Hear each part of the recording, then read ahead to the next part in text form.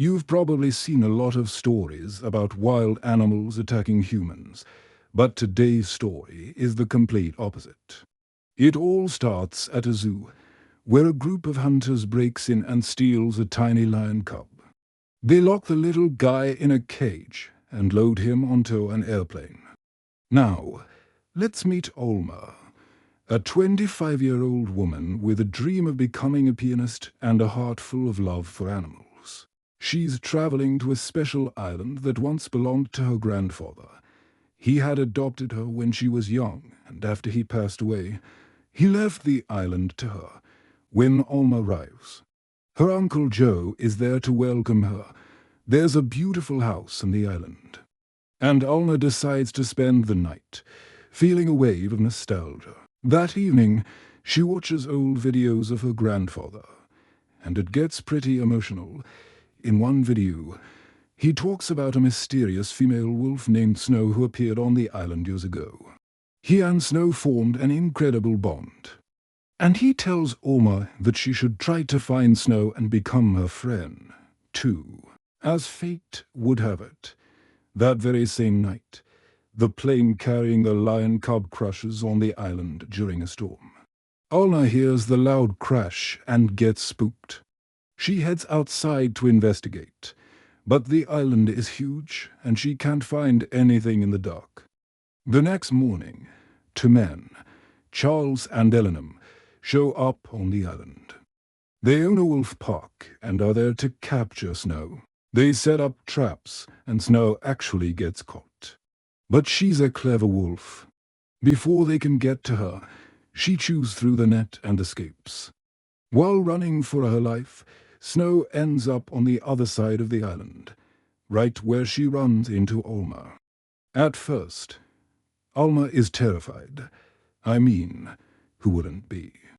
But then she remembers her grandfather's words. She slowly approaches Snow, and incredibly, she manages to gain the wolf's trust. Soon after, Alma stumbles upon the plane crash site, and there, miraculously unharmed, is the lion cub. He had fallen from the sky into a bird's nest, and the bird, not knowing what to do, had pushed him out. He landed right in Alma's arms. She can't just leave him there, so she takes the little cub home with her. When she gets back to the house, something even more amazing happens. Snow is there, and she's not alone. She's brought her own baby wolf cub with her. Seeing these three innocent creatures together, Alma's heart just melts. She immediately calls Uncle Joe to share the news, but he's not as thrilled.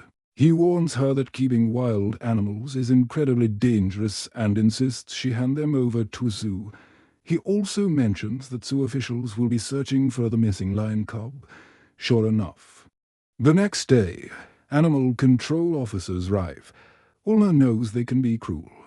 So when they ask if she's seen a lion cub, she lies and says no. When she gets back to her house, she witnesses something that fills her with pure joy. Snow is nursing both her own cub and the little lion cub. The mother wolf has accepted both babies as her own. As the days turn into weeks, the two cubs become inseparable. The best of friends, Alma names the wolf Cub Jack and the lion Cub Dreamer. Uncle Joe is still worried sick that these animals might hurt Alma, but months go by peacefully. Alma spends her days exploring the island with them, playing in all of her grandfather's favorite spots. Unfortunately, this peaceful life is about to be shattered. Alma has to go to the city for a big piano audition. While she's gone, the guys from the wolf park sneak back onto the island. This time, they succeed. They capture Snow and take her away. Alma's audition is a huge success, and she returns home, ecstatic. But her happiness vanishes the second she sees her house. It's completely wrecked. The cubs, hungry and scared without their mother, had torn the place apart. Alma searches the entire island for Snow, calling her name. But she's gone. Now, Alma is all alone. responsible for 2 growing wild animals. She has no choice but to give up her dream of becoming a pianist. One day, Uncle Joe visits again. When he sees that the dangerous animals are still there, he gets angry. He demands that Alma send them to a zoo immediately. But Alma explains everything. She tells him about her grandfather's wish for her to live in harmony with the island's creatures, and how a zoo would be nothing but a prison for them.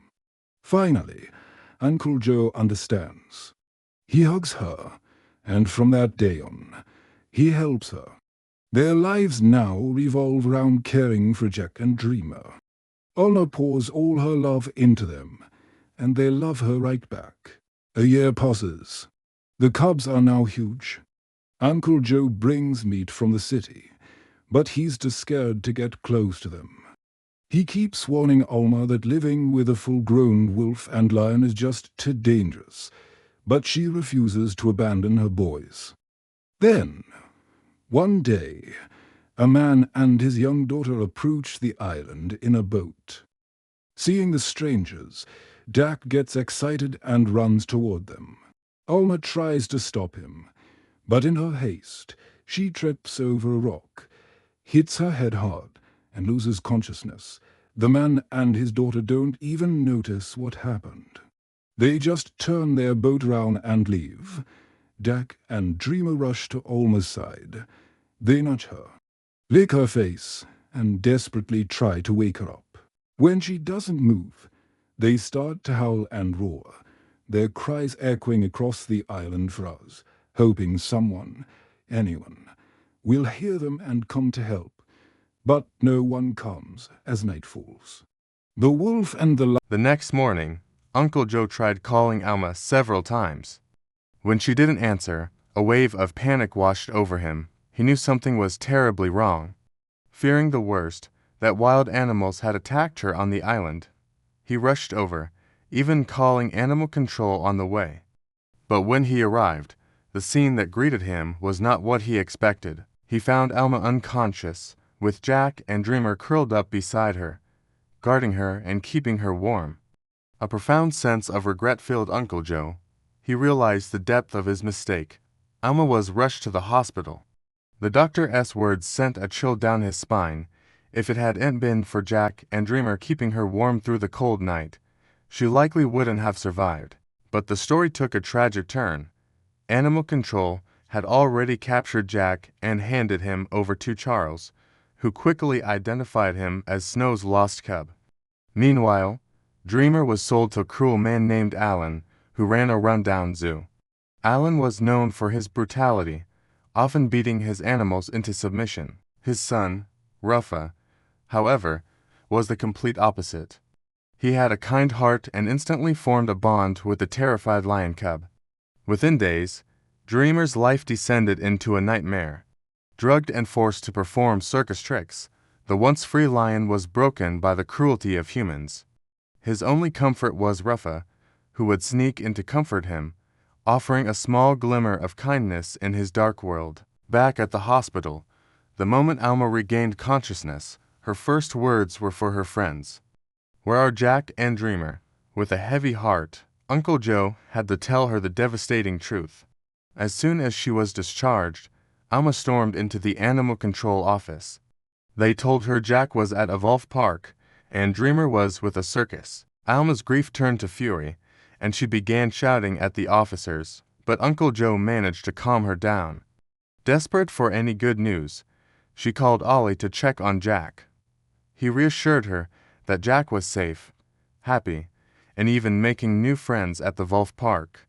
This brought a small measure of relief, but her heart ached for Dreamer. For weeks, Alma tirelessly searched every circus in the city, but she found no trace of him.